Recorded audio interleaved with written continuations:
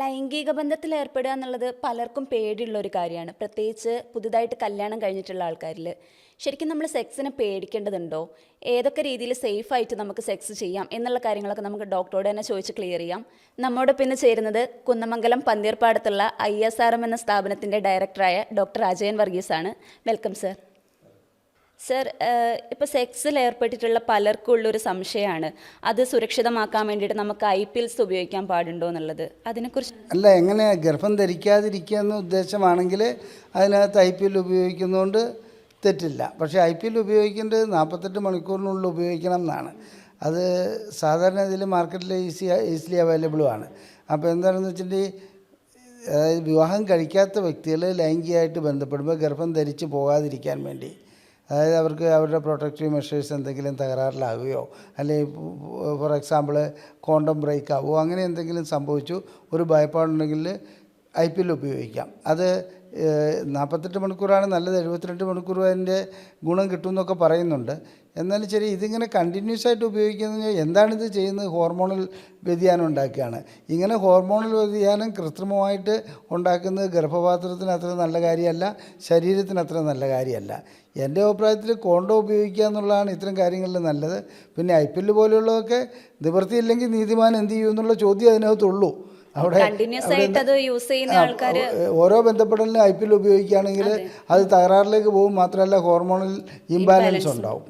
Doctor, അതുപോലെ പലർക്കുള്ള സംശയമാണ് condom ഒക്കെ തിരഞ്ഞെടുക്കുമ്പോൾ നമ്മൾ എന്തൊക്കെ കാര്യങ്ങൾ ശ്രദ്ധിക്കണം എന്നുള്ളത്. അല്ല, കോണ്ടം ഉപയോഗിക്കുന്നത് തന്നെ ഗർഭം ധരിക്കാതിരിക്കാൻ വേണ്ടിയാണ്. സാധാരണ കോണ്ടം ഉണ്ടാക്കുന്നത് ലാറ്റക്സ് കൊണ്ടാണ്, അതായത് നമ്മുടെ റബ്ബർ ഉറകളാണത്. അത് മോഡിഫൈ ചെയ്തിട്ട് നല്ല രീതിയിലാണ് ഇത് വരുന്നത്. അപ്പോൾ കോണ്ടം ഉപയോഗിക്കുമ്പോൾ നല്ല ക്വാളിറ്റി ഉള്ള സാധനം വാങ്ങുക എന്നുള്ളതാണ്. ഇന്ന് മാർക്കറ്റിൽ പല രീതിയിലുള്ള തൊട്ടാപ്പൊട്ടി പോകുന്ന ടൈപ്പും അങ്ങനെയൊക്കെ ഉണ്ട്. പിന്നെ ഇത് മാർക്കറ്റ് ചെയ്യാൻ വേണ്ടി പല രീതിയിലുള്ള ഡോട്ടർ കോണ്ടം അങ്ങനെ അതിനകത്ത് തന്നെ ഇതിൻ്റെ വികാരം സ്ത്രീകളിൽ കൂടുതലുണ്ടാക്കാൻ വേണ്ടി ഏതാണ്ട് ഇത് വെച്ചിട്ടുള്ള വരുന്നുണ്ട്, ടിംഗ്ലിംഗ് സെൻസേഷൻ ഉണ്ടാക്കുന്ന അങ്ങനെ പല രീതിയിലുള്ള കോണ്ടം ഉണ്ട്. സാധാരണ കോണ്ടം തന്നെയാണ് നല്ലത്. അപ്പോൾ ഈ കോണ്ടം യൂസ് ചെയ്യുന്നതിൽ അലർജീസ് ഒക്കെ അത് പറഞ്ഞുതരാം. കോണ്ടം ചിലർക്ക് ലാറ്റക്സ് അലർജി ആയിരിക്കും, ചില സ്ത്രീകൾക്കും അത് അലർജി ആയിരിക്കും. പിന്നെ ചില സ്ത്രീകളെ സംബന്ധിച്ചിടത്തോളം മാംസവുമായി ഇത് ചെയ്യുന്നതിലാണ് അവർക്ക് താല്പര്യമുള്ളത്. ഈ കോണ്ടം ഉപയോഗിക്കുമ്പോൾ അവർക്ക് അതിനകത്ത് ബുദ്ധിമുട്ട് വരാറുണ്ട്. അങ്ങനെയുള്ള ലൈംഗികമായിട്ടില്ല, ഇതൊക്കെ കൺസെപ്റ്റ് മാത്രമാണ്. അങ്ങനെ അത്ര വലിയൊരു ഡയറക്റ്റ് ഇഷ്യൂ ഒന്നും അതിനകത്ത് ഉണ്ടാകാറില്ല. പിന്നെ ആ കൺസെപ്റ്റ് ഉള്ളവരെ അത് മാറ്റിയെടുക്കാൻ പറ്റില്ല. രണ്ടാമത് പറഞ്ഞ കാര്യം അലർജി. ലാറ്റക്സിന് അലർജി പുരുഷനോ സ്ത്രീക്കോ ഉണ്ടെങ്കിൽ കോണ്ടം ഉപയോഗിക്കാതിരിക്കുന്നതാണ് നല്ലത്, മറ്റ് മാർഗ്ഗങ്ങൾ ഉപയോഗിക്കണം. പിന്നെ ഇപ്പോൾ കോണ്ടം വേറൊരു രീതിയിൽ വരുന്നുണ്ട്, അതിനകത്ത് ലിഗ്നോകൈനും അങ്ങനെയുള്ള മെഡിസിൻ ചേർത്തിട്ട് സമയം കൂടുതൽ കിട്ടാൻ വേണ്ടി ഓവർ ടൈം എന്നൊക്കെ പറയുന്ന കോണ്ടംസ് വരുന്നുണ്ട്. അതും ഒരു പരിധിവരെ ഗുണം ചെയ്യും, എല്ലാവർക്കും ഗുണം ചെയ്യാറില്ല. എന്നിരുന്നാലും പ്രീമച്വർ ഇജാക്കുലേഷൻ്റെ ഒരു ചികിത്സയായിട്ട് ചിലർക്കെങ്കിലും അത് ഗുണപ്പെടാറുണ്ട്. ഡോക്ടർ, അതുപോലെ ഈ സ്ത്രീകളുടെ കയ്യിൽ ഇംപ്ലാന്റ് ചെയ്യുന്ന ഗർഭനിരോധന മാർഗങ്ങളില്ലേ? അത് ചില പാച്ചുകളാണ്, അങ്ങനെയുള്ള സാധനങ്ങൾ ഉണ്ടാകാറുണ്ട്. അതിൽ എന്താണെന്ന് വെച്ചിട്ടുണ്ടെങ്കിൽ ഇതൊക്കെ ഹോർമോണൽ വ്യതിയാനം ഉണ്ടാക്കുകയാണ്. ഗർഭം ധരിക്കണം എന്നുണ്ടെങ്കിൽ പ്രൊജസ്ട്രോൺ എന്ന് പറയുന്ന ഒരു ഹോർമോൺ വേണം. ആ ഹോർമോൺ ശരീരത്തിൽ വേണ്ടത്ര ഉൽപ്പാദിപ്പിക്കാതിരിക്കുകയാണ് ഇത്തരം കാര്യങ്ങൾ ചെയ്യുന്നത്. എല്ലാവരും കൃത്രിമത്വത്തിലേക്ക് പോകുന്നതിനേക്കാൾ കോണ്ടമൊക്കെ ആണെങ്കിൽ അത്രയും കുഴപ്പമില്ല. പിന്നെ ഇനി സ്ഥിരമായിട്ടുള്ള താൽക്കാലിക കാര്യങ്ങൾക്ക് ഇങ്ങനെയുള്ള ഒരു ഇതിലേക്ക് പോകുന്നതിനോട് വ്യക്തിപരമായിട്ട് പറയട്ടെ, എനിക്കിതിനോടൊന്നും അത്ര വലിയ യോജിപ്പില്ല. അതുകൊണ്ടാണ് ഹെൽത്തിനെ ബാധിക്കില്ലെങ്കിൽ യോജിക്കാതിരിക്കേണ്ട കാര്യമില്ലോ. ഹെൽത്തിനെ ബാധിക്കുക എന്ന് പറഞ്ഞാൽ ഇതൊക്കെ ഒരു രീതിയിൽ അല്ലെങ്കിൽ മറ്റൊരു രീതിയിൽ സ്വാഭാവികമായിട്ടുള്ള നമ്മുടെ ഹോർമോൺ പ്രവർത്തനങ്ങളെ ബാധിക്കുന്ന ഒന്നാണ്. പിന്നെ ഒരു പരിധിവരെ അത് ഉപയോഗിക്കാം, അതല്ലാതെ ഇത് തന്നെ മാർഗം എന്ന് പറയും ഇത് തന്നെ അങ്ങനെ അങ്ങ് ഉപയോഗിച്ച് പോകുന്നതിലൊരർത്ഥമില്ല. എപ്പോഴും നമ്മൾ മനസ്സിലാക്കേണ്ടത് ഈ മെഡിസിൻസ് ഉപയോഗിക്കുമ്പോൾ നമുക്ക് ആവശ്യമുണ്ടെങ്കിലാണല്ലോ അത് ഉപയോഗിക്കേണ്ടതുള്ളൂ. മറ്റ് നല്ല സുരക്ഷിതമായ മാർഗ്ഗങ്ങളുണ്ടെങ്കിൽ അതിലേക്ക് പോകണം. ആ സുരക്ഷിതമായിട്ടുള്ള മാർഗ്ഗങ്ങൾ പലതും ഉണ്ട്. അപ്പോൾ അതിനെ ഈ രീതിയിലേക്ക് പാച്ചിലേക്കും അങ്ങനെയുള്ള ഇംപ്ലാന്റിലേക്കും അതിലൊന്നും പോകേണ്ട കാര്യമില്ല എന്നുള്ളതാണ് എൻ്റെ ഒരു വിനീതമായ അഭിപ്രായം. പിന്നെ നാടോടുമ്പോൾ നടുവേ ഓടുക, അത്രേ ഉള്ളൂ. ഡോക്ടർ, നമ്മൾ കോണ്ടം അല്ലാതെ നമ്മൾ സ്ഥിരമായിട്ട് ഉപയോഗിക്കാൻ പറ്റുന്ന ഗർഭനിരോധന മാർഗ്ഗങ്ങൾ ഈ ഗർഭനിരോധന മാർഗ്ഗങ്ങളിൽ ഏറ്റവും ആദ്യം മനസ്സിലാക്കി അണ്ടാശയം നിന്ന് അണ്ടം പുറത്തേക്ക് വരുന്നത്, അണ്ടവിസർജനം നടക്കുന്നത് 28 സൈക്കിളുള്ള ഒരു സ്ത്രീയുടേത് 14-ാം ദിവസമാണ്. അപ്പോൾ അണ്ടത്തിനൊരു 2 ദിവസം അല്ലെങ്കിൽ കൂടിപ്പോയാൽ 3 ദിവസമേ അവിടെ ജീവനോടെ നിൽക്കാൻ പറ്റുള്ളൂ. 2 ദിവസം തന്നെ കഷ്ടിയാണ്. അപ്പോൾ അങ്ങനെ വരുമ്പോൾ എന്താണെന്ന് വെച്ചിട്ടുണ്ടെങ്കിൽ ലൈംഗിക ബന്ധത്തിൽ ഏർപ്പെടുന്നത് പീരീഡിൻ്റെ ആദ്യത്തെ പകുതിയും അവസാനത്തെ പകുതിയും സേഫാണ്. ഫോർ എക്സാമ്പിൾ 14-ാം ദിവസമാണെങ്കിൽ 10 ദിവസം വരെ ലൈംഗികമായിട്ട് ബന്ധപ്പെട്ടാൽ സാധാരണഗതിയിൽ കുഴപ്പമുണ്ടാകാറില്ല. അതിനുശേഷം എന്നാണെന്ന് വെച്ചിട്ടുണ്ടെങ്കിൽ 20 മുതൽ അങ്ങോട്ട് അടുത്ത ആർത്തവം വരെ ബന്ധപ്പെട്ടാലും കുഴപ്പമുണ്ടാകാറില്ല. ഇങ്ങനെ വരുമ്പോൾ ഗർഭം ധരിക്കാനുള്ള സാധ്യത ഇല്ല എന്ന് തന്നെ പറയാം. പിന്നെ കണക്കൂട്ടലുകൾ തെറ്റിപ്പോയി കഴിഞ്ഞാൽ അത് അങ്ങോട്ടും ഇങ്ങോട്ടും അറിയാം. അതുകൊണ്ട് ഇതാണ് ഒരു മെത്തേഡ്. രണ്ടാമത് എന്താണെന്ന് വെച്ചിട്ടുണ്ടെങ്കിൽ കോണ്ടം അല്ലാതെയുള്ളതിന് ഐപ്പില്ല് പോലെയുള്ള പിന്നെ മലാഡി പോലെയുള്ള ഗുളികകൾ ആവശ്യമുണ്ട്. എല്ലാ ഗുളികകളും ഒരർത്ഥത്തിൽ അല്ലെങ്കിൽ മറ്റൊരർത്ഥത്തിൽ ഹോർമോണൽ ഇംബാലൻസാണ് ഉണ്ടാക്കുന്നത്. നാച്ചുറൽ പ്രോസസ്സിനെതിരായിട്ടാണ് അത് വരുന്നത്. അതുകൊണ്ട് എന്താണെന്ന് വെച്ചിട്ടുണ്ടെങ്കിൽ അത് ഉപയോഗിക്കുന്നതിൽ തെറ്റില്ല, എന്നാലും സ്ഥിരമായി അതങ്ങനെ ഉപയോഗിക്കുന്നത് ആരോഗ്യത്തിന് നല്ലതല്ല. അതിൻ്റെ ലിറ്ററേച്ചറിൽ തന്നെ പറയുന്നുണ്ട്. പിന്നെ ചുരുങ്ങിയ ഒരു കാലത്തിലേക്കോ അങ്ങനെ ഏതെങ്കിലും ഒരു അവസ്ഥയിലൊക്കെ ഇപ്പോൾ ഭർത്താവ് ഗൾഫിൽ നിന്ന് വന്നിരിക്കുന്നു, ഒരു മാസത്തേക്കൊക്കെ അത് ഉപയോഗിക്കുന്നതിൽ തെറ്റില്ല. കണ്ടിന്യൂസ് ആയിട്ട് ഇങ്ങനെ ഉപയോഗിച്ച് പോകുന്നതിൽ ഒരു നല്ല അഭിപ്രായം അല്ല എനിക്കുള്ളത്. പിന്നുള്ളത് കോപ്പർട്ടിയാണ്. കോപ്പർട്ടി സാധാരണ രീതിയിൽ അതിനകത്ത് ഗർഭപാത്രത്തിലേക്ക് ഇടുകയും അതിൻ്റെ ചരട് എപ്പോഴും ടെസ്റ്റ് ചെയ്തുകൊണ്ടിരിക്കുകയാണെങ്കിൽ കോപ്പർട്ടി അതിനകത്തുണ്ടെങ്കിൽ ഗർഭം ധരിക്കാനുള്ള സാധ്യത വളരെ കുറവാണ്, വളരെ വളരെ കുറവാണ്. അങ്ങനെ പിന്നെയുള്ള പെർമനൻ്റ് ആയിട്ടുള്ള PPS എന്ന് പറയുന്നത് അത് ശസ്ത്രക്രിയ വഴിക്ക് ഫാലോപ്യൻ ട്യൂബ് കട്ട് ചെയ്ത് കളയുന്ന ഒരു അവസ്ഥയുണ്ട്. അത് പെർമനൻ്റ് ആയിട്ടുള്ളതാണ്. അതുപോലെ തന്നെ ഇത് പുരുഷന്മാരെ സംബന്ധിച്ചും വാസക്ടമി ചെയ്യുന്നുണ്ട്. പക്ഷേ ഈ പെർമനൻ്റായിട്ട് ചെയ്യുന്നതിന് പിന്നെ റീകനലൈസേഷൻ ചെയ്യുമോ അങ്ങനെയൊക്കെ ചെയ്യാമെന്ന് പറഞ്ഞാൽ വിജയസാധ്യത വളരെ കുറവാണെന്നുള്ള ഓർക്കണം. അതുകൊണ്ട് ഏത് രീതിയിൽ വേണം എന്നുള്ളതാണ് അങ്ങനെയുള്ള കാര്യങ്ങളിൽ നാം തീരുമാനിക്കേണ്ടത്. ഡോക്ടർ, അതുപോലെ പറഞ്ഞു കേൾക്കാറുണ്ട് ഫോർ പ്ലേ എന്ന് പറയുന്ന ബെഡ്റൂമിൽ മാത്രം ഒതുങ്ങേണ്ട കാര്യമല്ല, അതിന് മുന്നേ തന്നെ നമ്മൾ സ്റ്റാർട്ട് ചെയ്യണമെന്നല്ലേ. അതിൻ്റെ കാരണം എന്താണ്? അത് രാവിലെ ഒരു 8 മണിക്ക് എഴുന്നേറ്റ് കഴിഞ്ഞിട്ട് ഒരു 10 മണിക്ക് ബെഡ്റൂമിലേക്ക് പോകുന്നവരെ ഭാര്യയുടെ അപ്പനും അമ്മയ്ക്കും ഒക്കെ തെറി വിളിച്ചുകൊണ്ടിരിക്കുക. അവരെ എല്ലാ കാര്യത്തിനും ചായ ഉണ്ടാക്കിയാലും ചോറുണ്ടാക്കിയാലും എല്ലാത്തിനും കുറ്റം പറഞ്ഞുകൊണ്ടിരിക്കുക. ലൈംഗികമായിട്ട് ബന്ധപ്പെടാൻ നേരത്ത് കൊണ്ടുവന്നിട്ട് ഫോർ പ്ലേ ചെയ്തിട്ട് ഒരു കാര്യമില്ല. അപ്പം ഈ ഫോർ പ്ലേ എന്ന് പറയുന്നതിന് വെർബൽ ഫോർ പ്ലേ ഉണ്ട്. ആദ്യം തന്നെ നല്ല രീതിയിൽ സ്ത്രീകളുമായിട്ടോ അല്ലെങ്കിൽ ഭർത്താവുമായിട്ട് സംസാരിക്കാൻ തുടങ്ങുക. അത് ചില സ്ത്രീകളെ സംബന്ധിച്ചിടത്തോളം ഭർത്താവിനെ താരതമ്യം ചെയ്യും. അപ്പുറത്തെ അദ്ദേഹം കാറ് വാങ്ങി, ഇപ്പുറത്ത് നിങ്ങൾക്ക് സൈക്കിൾ പോലും ഇല്ല എന്നുള്ള ലൈനിൽ സ്ത്രീകൾ പുരുഷന്മാരെ ഇകഴ്ത്തി കാട്ടുക. അതുപോലെ തന്നെ പുരുഷന്മാർ സ്ത്രീകളെ ഏതെങ്കിലും കാര്യത്തിന് കുറ്റം പറഞ്ഞുകൊണ്ടിരിക്കുക. ഇങ്ങനെയുള്ള സ്ഥലങ്ങളിലൊക്കെ ഫോർ പ്ലേ കൊണ്ട് മാത്രമൊന്നും ലൈംഗിക ഉത്തേജനം ഉണ്ടാക്കാൻ പറ്റില്ല. ഫോർ പ്ലേ ശരിക്കും പറഞ്ഞാൽ ജീവിതത്തിൻ്റെ ഒരു നല്ല രീതിയിൽ തുടക്കം മുതലേ കൊണ്ടുവരേണ്ട ഒരു കാര്യമാണ്. അതിലാദ്യം സംസാരിക്കാനാണ് പഠിക്കേണ്ടത്. ഇപ്പോൾ ഒരു ചായ ഇട്ടുകൊണ്ട് വന്ന് അതിനകത്ത് മധുരം കൂടുതലാണെങ്കിൽ അവരുടെ തന്നെ അതെടുത്ത് എറിയുക, അതുപോലെ തന്നെ കലഹം ഉണ്ടാക്കുക. അതിനേക്കാളും നല്ല രീതിയിൽ പറയുകയോ ആ രീതിയിൽ എന്നാ വെച്ചിട്ടുണ്ടെങ്കിൽ കുറച്ചുകൂടെ മധുരം കുറച്ചുണ്ടാക്കാവോ എന്നൊക്കെ ചോദിക്കുക. അവരെ സപ്പോർട്ട് ചെയ്തുകൊണ്ട് ഒരു ലൈനിലേക്ക് വരികയാണെങ്കിൽ അത് നന്നാവും. അത് ഈ ദമ്പതികൾ പരസ്പരം അങ്ങോട്ടും ഇങ്ങോട്ടും കുറ്റപ്പെടുത്തി വൈകുന്നേരമായി ബെഡ്റൂമിൽ വരുമ്പോഴത്തേക്കും ഇനി നമുക്ക് സ്റ്റാർട്ട് ഫോർ പ്ലേ എന്ന് പറഞ്ഞാൽ അത് നടക്കുന്ന കാര്യമല്ല. ആ സമയത്ത് മെൻ്റലി അവരുടെ ബ്രെയിൻ ആ രീതിയിൽ പ്രിപ്പയർഡ് ആയിരിക്കണം. അതിനുശേഷം ഫോർ പ്ലേയിലേക്ക് വരുമ്പോൾ ആദ്യം നോൺ സെക്ഷൽ ടച്ചിൽ തുടങ്ങുക.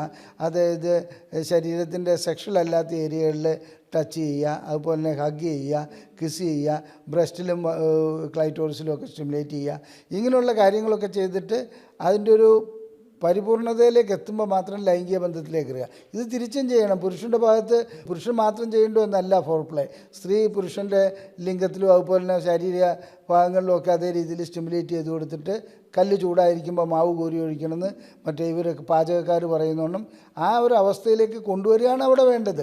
അങ്ങനെ കൊണ്ടുവരാതെ എന്താണെന്ന് വെച്ചിട്ടുണ്ടെങ്കിൽ നമ്മൾ രാവിലെ മുതൽ വൈകുന്നേരം വരെ ലഹളം ഉണ്ടാക്കുക, അപ്പനും അമ്മയ്ക്കും പരസ്പരം ഇത് പറയുക, എല്ലാ പ്രശ്നങ്ങളുടെ ഉത്തരവാദി താനാണെന്നോ അല്ലെങ്കിൽ നീ ആണെന്നോ പറഞ്ഞ് ബഹളം ഉണ്ടാക്കുക. ഇതിന് ശേഷം അല്ല ഫോർ പ്ലേ ചെയ്യേണ്ടത്. ഫോർ പ്ലേ എന്തുകൊണ്ടും എന്നാണെന്ന് വെച്ചിട്ടുണ്ടെങ്കിൽ ലൈംഗികമായിട്ടുള്ള ഉത്തേജനത്തിന് ആവശ്യമാണ്, ഹോർമോണുകളുടെ ശരിയായ പ്രവർത്തനത്തിന് ആവശ്യമാണ്. സ്റ്റിമുലേഷൻ ആ രീതിയിൽ ചെയ്താൽ മാത്രമേ, അങ്ങനെയുള്ള സ്റ്റിമുലേഷനിലൂടെ മാത്രമേ ലൈംഗികമായിട്ടുള്ള ഉത്തേജനം ഉണ്ടാവും. അപ്പോൾ അതുകൊണ്ട് തന്നെ എന്നാണെന്ന് വെച്ചിട്ടുണ്ടെങ്കിൽ പെട്ടെന്ന് ഉണർവുണ്ടാവും, സ്ത്രീയെ സംബന്ധിച്ചിടത്തോളം ലൂബ്രിക്കേഷൻ ഉണ്ടാവും, പുരുഷനെ സംബന്ധിച്ചിടത്തോളം ഇറക്ഷൻ ഉണ്ടാവും, മെൻ്റലി അവർ പ്രിപ്പയർഡ് ആവും. ഇതാണ് വേണ്ടത്. ഡോക്ടർ, അതുപോലെ പലർക്കുള്ളൊരു സംശയമാണ് നമ്മൾ ഫോർ പ്ലേ ചെയ്യേണ്ട ശരിയായ രീതി എങ്ങനെയാണെന്നുള്ളത്. അതൊന്ന് പറഞ്ഞു തരാൻ കഴിയുമോ? അതിൽ എൻ്റെ അഭിപ്രായത്തിൽ ഞാൻ നേരത്തെ സൂചിപ്പിച്ചല്ലോ, വെർബൽ ഫോർ പ്ലേ ആണ് ആദ്യം തുടങ്ങേണ്ടത്. ഇന്ന് രാവിലെ മുതൽ വൈകുന്നേരം വരെയുള്ള കാര്യങ്ങളിൽ ഏതെങ്കിലും കാര്യത്തിൽ ഭാര്യയെ പ്രശംസിക്കാൻ നോക്കുക. ഇപ്പോൾ ഫോർ എക്സാമ്പിൾ ഭാര്യയെ സംബന്ധിച്ചിടത്തോളം ഷോപ്പിങ്ങിന് പോയി അവൾ കുറച്ച് സാധനങ്ങളൊക്കെ വാങ്ങണമെന്ന് നിർബന്ധിച്ച് വാങ്ങി. ഭർത്താവിനെ സംബന്ധിച്ചിടത്തോളം ഈ സാധനങ്ങളിൽ ഒരു താല്പര്യം ഉണ്ടാവില്ല. അപ്പോൾ ഈ ചട്ടിയും കലമൊക്കെ വാങ്ങിക്കൊണ്ട് വന്നിട്ടുണ്ടെങ്കിൽ അവരെ സംബന്ധിച്ച് അവർക്കത് വലുതായിരിക്കും. അപ്പോൾ അതിനെക്കുറിച്ചൊന്ന് സംസാരിച്ചിട്ടൊന്ന് പുകഴ്ത്തി അതിന് കൊള്ളാം ഇതിന് കൊള്ളാം എന്നൊക്കെ പറഞ്ഞാൽ അവർ ഒന്ന് മെൻ്റലി എലിവേറ്റഡ് ആവും. അതുപോലെ തന്നെ ഭർത്താവിൻ്റെ കാര്യത്തിലും എന്താണെന്ന് വെച്ചിട്ടുണ്ടെങ്കിൽ ഇദ്ദേഹം എന്താണോ അന്ന് ഇത് ചെയ്ത് ജോലിയുടെ കാര്യത്തിലോ ഏതെങ്കിലും പ്രശ്നങ്ങളുണ്ടെങ്കിൽ ഭാര്യ അതിനോട് സഹകരിച്ച് വർത്തമാനം പറയുക. അങ്ങനെ വർത്തമാനം പറഞ്ഞുകൊണ്ട് സംസാരത്തിലൂടെയാണ് ആദ്യം ഫോർപ്ലേ തുടങ്ങേണ്ടത്. അതിനുശേഷം എൻ്റെ അഭിപ്രായത്തിൽ രണ്ടുപേരും അതായത് വസ്ത്രം അഴിക്കുന്നതിന് മുമ്പ് തന്നെ ഒരാളുടെ വസ്ത്രം അഴിക്കാൻ തയ്യാറാകുക. അതുപോലെ തന്നെ അങ്ങനെ വസ്ത്രം അഴിക്കുമ്പോൾ ശരീരത്തിൽ ടച്ച് ചെയ്യുക. ഇങ്ങനെയാണ് അതിനകത്ത് ഫോർപ്ലേയിലേക്ക് പോകേണ്ടത്. പിന്നെ അത് കൂടാതെ ഫോർപ്ലേയിലേക്ക് പോകുമ്പോൾ എന്നാണെന്ന് വെച്ചിട്ടുണ്ടെങ്കിൽ നമ്മൾ ശ്രദ്ധിക്കേണ്ടത് ശാരീരികമായിട്ട് ആദ്യം ലൈംഗിക അവയവങ്ങളിലേക്കല്ല ടച്ച് ചെയ്യേണ്ടത്. അതിനു മുമ്പ് ശരീരത്തിൽ ടച്ച് ചെയ്യുക. ഇപ്പോൾ പുറത്ത് തടവി കൊടുക്കുക, തലയിൽ തടവി കൊടുക്കുക, തലയിലെ മുടി ഇങ്ങനെ ശരിയാക്കി കൊടുക്കുക രണ്ടുപേരും അങ്ങോട്ടും ഇങ്ങോട്ടും. അതിനുശേഷം ഹഗ് ചെയ്യുക, കിസ് ചെയ്യുക, ഇങ്ങനെയുള്ള ലൈനിലേക്ക് വരിക. ഇതിന് ശേഷമാണ് മ്യൂച്വൽ മാസ്റ്റർബേഷൻ പോലെയുള്ള ഫോർപ്ലേയിലേക്ക് ഏർപ്പെടുന്നതാണ് ഏറ്റവും നല്ലത്. സ്ത്രീയെ സംബന്ധിച്ചിടത്തോളം സ്ത്രീയുടെ സ്ഥലങ്ങൾ സ്റ്റിമുലേറ്റ് ചെയ്യുക, അതുപോലെ തന്നെ ക്ലൈറ്റോറിസ് സ്റ്റിമുലേറ്റ് ചെയ്യുക, വജേനയുടെ ആ ഭാഗം എല്ലാം തടവി കൊടുക്കുക. പുരുഷൻ്റെ അതുപോലെ ലിംഗവും വൃഷ്ണങ്ങളും അതുപോലെ മെയിൽ ബ്രസ്റ്റും അതുപോലെ ഒരു നല്ല സ്റ്റിമുലേറ്റ് ചെയ്യാൻ പറ്റുന്ന ഭാഗമാണ്. ഈ ഭാഗങ്ങളൊക്കെ സ്റ്റിമുലേറ്റ് ചെയ്ത് കൊടുക്കുക. അപ്പോൾ ഇതൊരു ഉത്തേജനത്തിൻ്റെ അടുത്തേക്ക് എത്തും. അതിനുശേഷം ലൈംഗിക ബന്ധത്തിലേക്ക് പോകാം. പിന്നെ ഫോർപ്ലേക്ക് ഞാനൊരു കാര്യം പറയാം. ഇത് മറ്റേ അയ്യോ അച്ഛാ പോവല്ലേ എന്നെന്തോ പറഞ്ഞതുപോലെ 1 2 3 എന്ന് പറഞ്ഞ് ചെയ്യേണ്ട കാര്യങ്ങളല്ല. അത് ഉള്ളിൽ നിന്ന് സ്വാഭാവികമായിട്ട് വരുന്ന ഇപ്പോൾ ഒരു കവിത ചൊല്ലുന്ന പോലും അല്ലെങ്കിൽ ഒരു പാട്ട് പാടുന്ന പോലും ഒരു സംഗതിയാണ്. അതല്ലാതെ അതിനൊരു ഫോർമുല ഉണ്ടാക്കി തന്നിട്ട് ഇന്ന രീതി ഫോർപ്ലേ ചെയ്യുമെന്ന് പറഞ്ഞാൽ നടക്കുന്ന കാര്യമല്ല. അത് സ്വാഭാവികമായിട്ട് വരുന്ന ഒന്നാണിത്. അതിന് കാര്യങ്ങൾ മനസ്സിലാക്കണം എന്ന് മാത്രം. ഡോക്ടർ, അതുപോലെ ഭാര്യയാണോ ഭർത്താവാണോ നമ്മൾ ലൈംഗിക ബന്ധത്തിന് ഒരു തുടക്കം കുറിക്കേണ്ടത്? ഇന്ന് നമ്മുടെ സ്ത്രീ സമത്വത്തിൻ്റെ ഒക്കെ കാലഘട്ടമല്ലേ. അപ്പോൾ ആർക്കും കുറിക്കാം എന്നുള്ളതാണ് എൻ്റെ അഭിപ്രായം. അതിൽ സ്ത്രീയെ സംബന്ധിച്ചിടത്തോളം അവർക്ക് ലൈംഗികത ആവശ്യമുണ്ടെങ്കിൽ അവർക്ക് പറയാവുന്നേ ഉള്ളൂ. പക്ഷേ സാധാരണ സമ്പ്രദായം അനുസരിച്ച് പുരുഷൻ ഈ ലൈംഗിക കാര്യങ്ങളിൽ എന്നാണെന്ന് വെച്ചിട്ടുണ്ടെങ്കിൽ ആരംഭം കുറിക്കുന്ന ഒരു ഇതാണ് ഇപ്പോൾ കണ്ടുവരുന്നത്. അതിൻ്റെ കാരണം സ്ത്രീകളെ സംബന്ധിച്ചിടത്തോളം ലൈംഗികത വേണമെങ്കിലും പണ്ട് മോഹൻലാൽ ഏതോ സിനിമയിൽ പറഞ്ഞു ഞാൻ ആ ടൈപ്പ് അല്ല എന്നേ പറയുള്ളൂ, എനിക്ക് ആവശ്യമൊന്നുമില്ല. സ്ത്രീകൾ ശരിക്കും ലൈംഗികത ആഗ്രഹിക്കുന്നുണ്ടെങ്കിൽ കൂടി പുരുഷന്മാർ ഇങ്ങോട്ട് വരട്ടെ എന്ന് പറഞ്ഞാൽ ഞാൻ അങ്ങോട്ട് ലൈംഗികതയ്ക്ക് ആവശ്യപ്പെടുന്നത് മോശം ലക്ഷണമാണ് എന്നൊക്കെയുള്ളതാണ് സാധാരണ സ്ത്രീകൾ ധരിച്ചു വച്ചിരിക്കുന്നത്. ഇന്ന് കാലഘട്ടം മാറിയിട്ടുണ്ട്. ആ രീതിയിലൊക്കെ പ്രശ്നങ്ങൾ കുറച്ചുകൂടെ പുരോഗമിച്ചിട്ടുണ്ട്. എന്നിരുന്നാലും സ്ത്രീയാണോ പുരുഷനാണോ ലൈംഗികമായിട്ട് ഇതിന് ആരംഭം കുറിക്കേണ്ടതെന്നുള്ള ചോദ്യത്തിന് വ്യക്തമായൊരു ഉത്തരമില്ല. എന്നാൽ സ്ത്രീ കുറിക്കുന്നതിലും സ്ത്രീ അങ്ങനെ ആവശ്യപ്പെടുന്നതിലും പുരുഷൻ അങ്ങനെ ആവശ്യപ്പെടുന്നതിലും തെറ്റില്ല എന്നുള്ളൊരു അഭിപ്രായമാണ് എനിക്കുള്ളത്. സ്വാഭാവികമായി കണ്ടുവരുന്നത് പുരുഷനാണ് ആദ്യമായിട്ട് ലൈംഗിക ബന്ധത്തിന് സ്ത്രീകളോട് ആവശ്യപ്പെടാറുള്ളതും അതനുസരിച്ച് മുന്നോട്ട് പോകാറുള്ളതും. എന്നാൽ ചില സ്ത്രീകളിങ്ങനെ അവർക്ക് ലൈംഗികമായിട്ട് ഇന്ന് നമുക്കൊന്ന് ബന്ധപ്പെടണം എന്നുള്ള ഒരു വാക്യം ഒരു സ്ത്രീയിൽ നിന്നും വരാറില്ലെങ്കിൽ കൂടി അതിൻ്റെ ചില ലക്ഷണങ്ങൾ കാണിക്കാറുണ്ട്. അവരെന്നാന്ന് വെച്ചിട്ടുണ്ടെങ്കിൽ അതിനകത്ത് മുടി ഉടർത്തിയിട്ട് നടക്കുക, അതുപോലെ തന്നെ വസ്ത്രം അല്പം താഴ്ത്തിയിടുക, അങ്ങോട്ടും ഇങ്ങോട്ടും ചെന്ന് ശരീരത്തിൽ തട്ടാനും മുട്ടാനും ഒക്കെ ശ്രമിക്കുക. പിന്നെ എന്നാന്ന് വെച്ചിട്ടുണ്ടെങ്കിൽ ഭർത്താവിനോട് ഒട്ടിപ്പിടിച്ചിരിക്കാൻ ശ്രമിക്കുക. ഇങ്ങനെയുള്ള ഭർത്താവിനെ ഒന്ന് ഉത്തേജിപ്പിച്ച് കൊണ്ടുവരാൻ സ്ത്രീ ഇതല്ലാത്ത ഈ ലൈംഗിക ബന്ധത്തിൽ നിന്നുള്ള അല്ലാത്ത രീതിയിൽ കാര്യങ്ങളിലേക്ക് ശ്രമിക്കാറുണ്ട്. അപ്പോൾ ശരിക്കും പറഞ്ഞാൽ കാലഘട്ടം മാറി. ഇന്ന് അതിൻ്റെ ഒന്നും ആവശ്യമില്ല. പിന്നെ ഒരു സ്ത്രീ ലൈംഗികതയ്ക്ക് തയ്യാറാണോ അല്ലയോ എന്നുള്ളത് നമുക്ക് അത്ര എളുപ്പം മനസ്സിലാക്കാൻ കഴിയുന്ന ഒന്നല്ല. പിന്നെ എന്നാണെന്ന് വെച്ചാൽ ഇത് ഉറച്ചു നോക്കാൻ പറ്റുന്ന ഒന്നല്ല. എന്നിരുന്നാൽ കൂടി സ്ത്രീയുടെ ചില പെരുമാറ്റങ്ങൾ ഇങ്ങോട്ട് വരുമ്പോൾ അവർക്ക് ലൈംഗികതയ്ക്ക് താല്പര്യമുണ്ടെങ്കിൽ അവർ ആ രീതിയിലുള്ള ലക്ഷണങ്ങൾ കാണിക്കാറുണ്ട്. ആ ലക്ഷണങ്ങൾ ഒരു പുരുഷനെ സംബന്ധിച്ചിടത്തോളം ഭാര്യയാണെങ്കിൽ മനസ്സിലാക്കാൻ കഴിയും. മറ്റ് സ്ത്രീകളാണെങ്കിൽ അവർ വേറെ രീതിയിലുള്ള സിഗ്നലുകളും ആ രീതിയിലും ഒക്കെയാണ് അത് പോകാറുള്ളത്. പക്ഷേ എന്നിരുന്നാലും ഇതിനകത്ത് നമുക്ക് ലൈംഗിക ബന്ധത്തിനൊരു സ്ത്രീ തയ്യാറാണെങ്കിൽ അവരൊരു പെരുമാറ്റം കൊണ്ട് മാത്രം അങ്ങോട്ട് കയറി ആകർഷണീയനാവേണ്ട കാര്യമൊന്നുമില്ല. അത് ചിലപ്പോൾ ദോഷത്തിലേക്ക് പോകാറുണ്ട്. ഡോക്ടറെ, ഈ ലൈംഗിക ബന്ധത്തിൽ ഏർപ്പെടുമ്പോൾ സ്ത്രീകളിൽ നിന്ന് പുരുഷന്മാർ ശരിക്കും എന്താണ് ആഗ്രഹിക്കുന്നത്? സാധാരണ ഇതിൽ സ്ത്രീകളിൽ നിന്ന് പുരുഷന്മാർ ആഗ്രഹിക്കുന്നത് ഒരു ആക്റ്റീവ് പാർട്ടിസിപ്പേഷനാണ്. ചില സ്ത്രീകളെ സംബന്ധിച്ചിടത്തോളം അവർക്ക് രതിമൂർച്ച ഉണ്ടാകാറില്ല. അതുപോലെ അവർക്ക് ലൈംഗികമായിട്ട് ബന്ധപ്പെടാൻ ആഗ്രഹമില്ലാതെ ബന്ധപ്പെടുകയാണെങ്കിൽ, ഒരു കടമ നിർവഹിക്കാൻ വേണ്ടി ബന്ധപ്പെടുകയാണെങ്കിൽ അവർക്ക് ശരിക്കും ലൂബ്രിക്കേഷൻ ഉണ്ടാവില്ല. അങ്ങനെ ലൂബ്രിക്കേഷൻ ഉണ്ടാകാതെ വരുമ്പോൾ എങ്ങനെയെങ്കിലും കടമ നിർവഹിക്കുന്ന ഒരു അവസ്ഥയിൽ വരുമ്പോൾ തീർച്ചയായിട്ടും പുരുഷനത് വേദനാജനകമായി വരെ മാറാറുണ്ട്. ആക്റ്റീവ് പാർട്ടിസിപ്പേഷനാണ് സ്ത്രീകളിൽ നിന്നും പുരുഷൻ ആഗ്രഹിക്കുന്നത്. അത് സ്ത്രീകളെ സംബന്ധിച്ചിടത്തോളം അവർ താഴെ കിടന്നിട്ട് മേലോട്ട് പൊങ്ങുകയും താഴുകയും ചെയ്യുന്ന ഒരു അവസ്ഥ വരാറുണ്ട്. അതാണ് അവർക്ക് ലൈംഗികമായിട്ട് നല്ലൊരു ഇതിലേക്ക് വരുമ്പോൾ, മൂർധന്യാവസ്ഥയിലേക്ക് വരുമ്പോൾ ഉണ്ടാകുന്നത്. ആ ചലനമൊന്നുമില്ലാതെ ഒരു വാഴക്കഷ്ണം പോലെ അല്ലെങ്കിൽ ഒരു മരക്കഷ്ണം പോലെ അവിടെ കിടക്കുന്നതല്ല പുരുഷന്മാരാഗ്രഹിക്കുന്നത്. അപ്പോൾ എപ്പോഴും ആക്റ്റീവ് പാർട്ടിസിപ്പേഷൻ എന്ന് പറഞ്ഞിട്ടുണ്ടെങ്കിൽ ഇവർക്കൊരു രതിമൂർച്ചയിലേക്ക് പോകാറാവുമ്പോൾ തീർച്ചയായിട്ടും ഈ സ്ത്രീയുടെ ഊരഭാഗം മേലോട്ടും താഴോട്ടും ഓട്ടോമാറ്റിക്കലി ഉയരുന്നതും താഴുന്നതും കാണാം. അതുപോലെ തന്നെ പുരുഷനെ വരിഞ്ഞു മുറുക്കുക, ഇങ്ങനെയുള്ള കാര്യങ്ങളുണ്ടാകും. കിസ് ചെയ്യുക, ഹഗ് ചെയ്യുക, ഇങ്ങനെയുള്ള ആവശ്യങ്ങളുണ്ടാവും. ഇനി മറിച്ചെന്താണെന്ന് വെച്ചിട്ടുണ്ടെങ്കിൽ രതിമൂർച്ച വന്നു കഴിഞ്ഞാൽ സാധാരണ പുരുഷനപ്പുറത്തേക്ക് തളർന്ന് കിടക്കും. സ്ത്രീകൾ ഒട്ടും ആഗ്രഹിക്കാത്ത ഒരു കാര്യമാണിത്. അതെന്നാണെന്ന് വെച്ചിട്ടുണ്ടെങ്കിൽ രതിമൂർച്ച വന്നു കഴിഞ്ഞാലും സ്ത്രീയെ കെട്ടിപ്പിടിച്ചുകൊണ്ട് പുരുഷൻ കിടക്കണം എന്നുള്ളതാണ് അവരുടെ സ്ത്രീകളുടെ ആഗ്രഹം. ഈ ആഗ്രഹം ശരിക്കും നിറവേറ്റാൻ ഒട്ടുമിക്ക പുരുഷന്മാർക്കും കഴിയില്ല. കാരണം ശുക്ലവിസർജനത്തോടുകൂടി അവർ ശാരീരികമായി തളർന്നു പോകുന്നു എന്നുള്ളതാണ് അതിൻ്റെ കാരണം. ഇനി അത് കൃത്രിമമായിട്ട് കെട്ടിപ്പിടിച്ച് അങ്ങനെ കിടക്കുക എന്നൊക്കെ പറയുന്നത് ചിലരെ സംബന്ധിച്ചിടത്തോളം സാധിക്കും, എല്ലാവർക്കും സാധിക്കുന്ന ഒന്നല്ല. ഡോക്ടറെ, ഒരു കപ്പിളിന് ബെഡ്റൂമിൽ എങ്ങനെയാണ് റൊമാൻറ്റിക് ആവാൻ പറ്റുക? അത് ബെഡ്റൂമിൽ മാത്രമായിട്ട് റൊമാൻറ്റിക് ആകുന്ന ഒരു കാര്യം വളരെ അപൂർവമാണ്. അതുവരെ കഠിന ഹൃദയനായിരുന്നിട്ട് ബെഡ്റൂമിൽ വരുമ്പോൾ സ്വിച്ച് ഇട്ടോണ്ടൊന്നും റൊമാൻറ്റിക് ആവില്ല. അത് ഒരിക്കലും കഴിയുന്ന കാര്യമല്ല. എന്നാലും ബെഡ്റൂമിൽ വരുമ്പോൾ എന്നാണെന്ന് വെച്ചിട്ടുണ്ടെങ്കിൽ അന്ന് ആ ദിവസത്തെയോ അല്ലെങ്കിൽ ഈ എണ ചെയ്തിരിക്കുന്ന നല്ല കാര്യങ്ങളെക്കുറിച്ചൊന്ന് സംസാരിക്കുക. നല്ല ഇപ്പോൾ ചുരുക്കി പറഞ്ഞാൽ ഇദ്ദേഹത്തിൻ്റെ സ്കൂട്ടർ വിറ്റിട്ട് ഒരു കാറ് വാങ്ങിയിട്ടുണ്ടെങ്കിൽ അതൊന്ന് പ്രശംസിക്കുക, നമ്മുടെ കാർ അങ്ങനെ നല്ലതാണ് ഇങ്ങനെയാണെന്ന് പറയുക.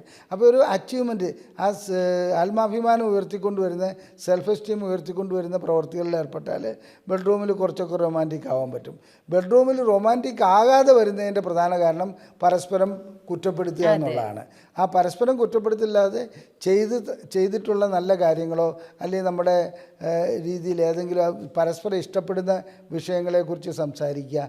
ഈ ഇഷ്ടപ്പെടുന്ന വിഷയങ്ങളെന്ന് പറഞ്ഞിട്ടുണ്ടെങ്കിൽ ഇതിൽ തന്നെ വെച്ചിട്ടുണ്ടെങ്കിൽ ഇപ്പോൾ ഇറാൻ ഇറാഖ് യുദ്ധത്തെക്കുറിച്ച് സംസാരിച്ചിട്ട് കാര്യമില്ല. അത് യൂട്യൂബിൽ കാണാൻ പറ്റുന്ന കാര്യമാണ്. അതല്ലാതെ നമുക്ക് നമ്മുടെ രണ്ടുപേർക്കും കൂടെ ഒരു സ്ഥലം വാങ്ങി വീട് വയ്ക്കേണ്ട കാര്യത്തെക്കുറിച്ച് രണ്ടുപേരും ഒരു പ്ലാൻ ഉണ്ടെങ്കിൽ അത് സംസാരിക്കുക. ഒരാൾക്ക് അതിന് തീരെ പ്ലാനും ഇല്ല, മറ്റേ ആൾക്ക് പ്ലാനും ഉണ്ടെങ്കിൽ ഇയാൾ അത് കുറ്റപ്പെടുത്തലായി മാറും. അപ്പോൾ ആ രീതിയിൽ രണ്ടുപേർക്കും ഇഷ്ടപ്പെട്ട ഒരു വിഷയം എടുത്ത് സംസാരിക്കുകയും അങ്ങനെ ചെയ്യുകയാണെങ്കിൽ റൊമാൻറ്റിക് ലൈനിലേക്ക് അതിനെ കൊണ്ടുവരാൻ പറ്റും. അതല്ലാതെ ഒരു സ്വിച്ചിട്ട് റൊമാൻസ്, അങ്ങനെ ഒരു റൊമാൻസ് ഒന്നും നടക്കുന്ന കാര്യമില്ല. ഡോക്ടറെ, അതുപോലെ ഈ ബെഡ്റൂമിൽ എത്തുമ്പോൾ പുരുഷന്മാർ വരുത്തുന്ന തെറ്റുകൾ അതെന്തൊക്കെയാണ്? സാധാരണഗതിയിൽ ബെഡ്റൂമിൽ പുരുഷന്മാർ വരുമ്പോൾ പുരുഷൻ എപ്പോഴും ഈ ലൈംഗികമായിട്ട് പ്രകടനപരത കൂടുതലാണത്. അതായത് വാസ്തവത്തിൽ ലൈംഗികമായിട്ടുള്ള ആഗ്രഹവും അതുപോലെ തന്നെ ലൈംഗികമായിട്ട് ബന്ധപ്പെടാനുള്ള താല്പര്യമൊക്കെ പുരുഷനെ പോലെ തന്നെ സ്ത്രീക്കുണ്ട്. ഒരല്പം കൂടുതലാണോ സ്ത്രീക്ക് എന്നുള്ളതാണ് എൻ്റെ സംശയം. അങ്ങനെയാണ് ഇത്രയും കാലത്തെ അതായത് ഈ ക്ലിനിക്കൽ എക്സ്പീരിയൻസ് വെച്ചിട്ട് എനിക്ക് തോന്നുന്നത്. കാരണം എന്ന് വെച്ചിട്ടുണ്ടെങ്കിൽ സാധാരണ ഈ ലൈംഗിക ശേഷിക്കുറവുള്ള പുരുഷന്മാരെല്ലാം ആടിനെ ഇറക്കാൻ കൊണ്ടുവരുന്ന പോലെ സ്ത്രീകളാണ് വലിച്ചു കെട്ടിയോടെ കൊണ്ടുവന്നിട്ട് സാർ ഇദ്ദേഹത്തിൻ്റെ ലിംഗം ഉയരുന്നില്ല എന്ന് പറയുന്നത്. അല്ല, അത് തെറ്റാണെന്നല്ല ഞാൻ പറയുന്നത്. അപ്പോൾ സ്ത്രീകളെ സംബന്ധിച്ചിടത്തോളം ലൈംഗികത അത്രയ്ക്ക് ആവശ്യമുള്ള ഒരു കാര്യമാണ്. കാരണം പുരുഷനെ സംബന്ധിച്ചിടത്തോളം മറ്റ് രീതിയിലേക്കത് ഡൈവേർട്ട് ചെയ്ത് പോകാൻ പറ്റും. വല്ല ചീട്ട് കളിച്ചോ അല്ലെങ്കിൽ വേറെ എന്തെങ്കിലും രൂപത്തിലൊക്കെ പോകാൻ പറ്റും. സ്ത്രീക്ക് ലൈംഗികത എന്ന് പറയുന്നത് അവർക്ക് ജീവിതത്തിൽ ലഭിക്കുന്ന ആനന്ദത്തിലൊരു 60% ലൈംഗികത എന്ന് തന്നെയാണ്. പിന്നെയുള്ളതാണ് മറ്റു കാര്യങ്ങൾ വരുന്നുള്ളൂ. അപ്പോൾ ഇപ്പോൾ ബെഡ്റൂമിൽ പുരുഷന്മാർ ചെയ്യുന്ന ഏറ്റവും വലിയ തെറ്റെന്താണെന്ന് വെച്ചിട്ടുണ്ടെങ്കിൽ ലൈംഗികമായിട്ട് താല്പര്യമില്ലാത്തൊരു സ്ത്രീയെ ലൈംഗികമായിട്ട് ബന്ധപ്പെടുന്നതിന് ഡയറക്റ്റ് പെനിട്രേറ്റീവ് സെക്സിലേക്ക് പോവുക. അതായത് വേറെ ഒന്നും നോക്കാതെ അവരുടെ ബ്രസ്റ്റിൽ ടച്ച് ചെയ്യില്ല, ക്ലൈറ്റോറിസിൽ ടച്ച് ചെയ്യില്ല, ഹഗ് ചെയ്യില്ല, കിസ് ചെയ്യില്ല, നേരിട്ടങ്ങ് ലിംഗം യോനിയിലേക്ക് പ്രവേശിപ്പിക്കാൻ ശ്രമിക്കുക. ഇത് ലൈംഗികമായിട്ട് സ്ത്രീക്ക് ഒരു രീതിയിലും അംഗീകരിക്കില്ല എന്നുള്ളത് മാത്രമല്ല ഗുണകരമാവില്ല. അവർക്ക് അവരുടെ ലൂബ്രിക്കേഷൻ ഉണ്ടാവില്ല. അവർക്ക് ഈ പുരുഷനോട് ഒരർത്ഥത്തിൽ അല്ലെങ്കിൽ മറ്റൊരർത്ഥത്തിൽ വെറുപ്പാണ് ഉണ്ടാകുക. അതാണ് പുരുഷന്മാർ ചെയ്യുന്ന ആദ്യത്തെ തെറ്റ്. പിന്നെ ബെഡ്റൂമിൽ വന്നു കഴിഞ്ഞിട്ട് ഈ സ്ത്രീയുടെ ബന്ധുക്കളെയും വീട്ടുകാരെയും കുറ്റം പറയുക. അതുകൂടാതെ എന്നാണെന്ന് വെച്ചിട്ടുണ്ടെങ്കിൽ സ്ത്രീയുടെ ന്യൂനത, എല്ലാ മനുഷ്യർക്കും ന്യൂനതകളുണ്ട്, പുരുഷനുമുണ്ട് സ്ത്രീക്കുമുണ്ട്. അതുപോലെ ഭാര്യ ആയാലും ഭർത്താവായാലും കുറേ ന്യൂനതകളുണ്ടാവും. ആ ന്യൂനതകൾ മാത്രം വിളിച്ചു പറഞ്ഞ് അതിന് വേണ്ടിയിട്ട് ചുരുക്കി പറഞ്ഞാൽ ബെഡ്റൂമിൽ വന്നിട്ട് കലഹം ഉണ്ടാക്കുക. അത് ഒരിക്കലും കലഹം ഉണ്ടാക്കാൻ പറ്റില്ലാത്തൊരു സ്ഥലമാണിത്. അവിടെ കലഹങ്ങളുണ്ടാക്കുക, ഇതൊക്കെയാണ് ചെയ്യുന്നൊരു കാര്യം. പിന്നെ ചില പുരുഷന്മാരെ സംബന്ധിച്ചിടത്തോളം അവരുടെ ആവേശം തീർക്കാനുള്ള ഒരു ഉപകരണമായിട്ട് മാത്രം സ്ത്രീകളെ ഉപയോഗിക്കാറുണ്ട്.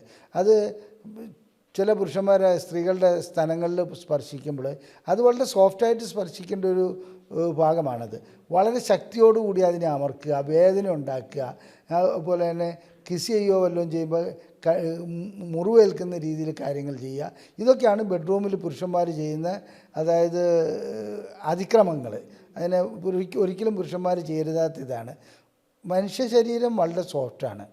ആ സോഫ്റ്റായിട്ടുള്ള ശരീരം സോഫ്റ്റായി തന്നെ കൈകാര്യം ചെയ്ത് രതിമൂർച്ചയിലേക്ക് എത്തുമ്പോൾ നമുക്ക് നല്ല രീതിയിൽ പിന്നെ ഇപ്പം ഇതിനകത്ത് ലൈംഗികതയുടെ തീവ്രത അളക്കുന്ന യന്ത്രം എന്നൊക്കെ പറഞ്ഞ് യൂട്യൂബിലൊക്കെ ഒരു തമാശ രൂപത്തിൽ വരുന്നുണ്ടെങ്കിലും അങ്ങനെ തീവ്രത അളക്കുന്ന യന്ത്രമൊന്നുമില്ല.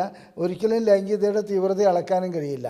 തീവ്രത രണ്ട് കൂട്ടരും നല്ല രീതിയിലേക്ക് പോകുമ്പോൾ തീവ്രമായി ലൈംഗികമായിട്ട് ബന്ധപ്പെടാൻ കഴിയും. അത് അളക്കാനൊരു യന്ത്രമില്ല എന്ന് ഞാൻ നേരത്തെ പറഞ്ഞല്ലോ.